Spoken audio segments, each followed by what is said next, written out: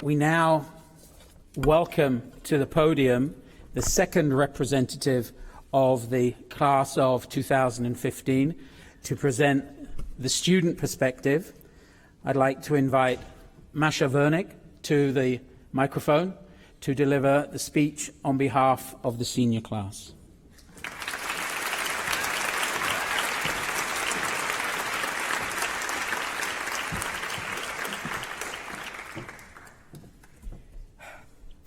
Parents and relatives, faculty and administration, and above all, fellow graduates, welcome. I would like to first and foremost thank you for selecting me to give this speech, but let me assure you that the honor has in no way extinguished the anxiety. For weeks, I could not decide what to talk about. I spent so much time revising, rewriting, redrafting, at times when I probably should have been studying for my IB exams. And alongside the infinite number of possible topics, of course, was an equally infinite number of expectations.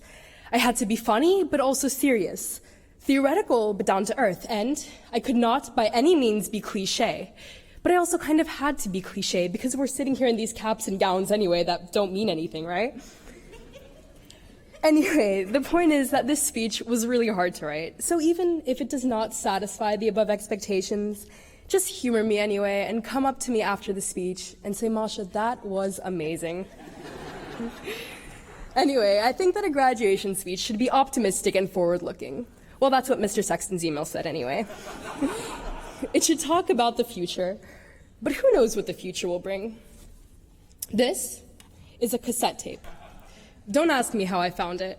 To be honest, I actually wanted it to be a VHS cassette, but when I tried explaining it to my friend who was bringing it from England, I didn't even know how to describe it. And so I ended up with this instead, but I think it's pretty good. When we were born, these things were the norm. But now, if I were to show it to my 7-year-old brother, he would have no idea what it is or how to use it. It is but one example of a technological advancement that has already occurred in the 18 years of our existence. Add to it the rapidly developing role of the internet in our personal, social, and academic lives, and it's clear to anyone that the world is very far from static. We have no idea what the future will bring. And so we live in this world of development, but it's also a world of globalization. When I got into university, I joined a Facebook group with other admitted students, and I became friends with a girl, and this relationship lasted so long that even when I decided to attend a university, I was still friends with her. Never before have we had the ability to form lasting relationships with people 5,000 kilometers away from us who we've never even met. Physically and virtually, borders are breaking down, cultures are mixing. Our world is becoming more interconnected than it has ever been before. And so, our future will be both one of development and increased globalization. A world of change. The only question is, who will drive this change? This is not a rhetorical question. It's us. Well, I mean, it's definitely not our parents. They basically screwed up the environment and left it to us to clean up. Anyway, so I guess that means it's us. A study by Bentley University found that 66% of millennials, when asked, said that they wanted to start their own business. And the study concluded that this is because of the ease with which technology makes this possible. Our generation is shaping the future. I mean, Mark Zuckerberg's Facebook is obviously the most popular example, but there are tons of others. Take Payal Kadakia's ClassPass. When millennial, who's only about 10 years older than us, Payal Kadakia got mugged. Her inability to defend herself because of her petite physique motivated her to create a startup that made access to physical health much greater for everyone. This fitness startup is ClassPass, which gives its members access to the dozens of boutique exercise studios it partners with. Now, instead of paying $100+ a month for each individual yoga, cycling, or Pilates studio, people for the same price can access a much greater variety with this one ClassPass. And now, when ClassPass members travel, instead of giving up health for a week, they simply head to the local studios with ClassPass. And so Kadakia found a niche.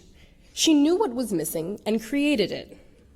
I believe that it required someone of our generation to do this. Someone raised in the age of technology, someone comfortable with rapid change and willing to make it.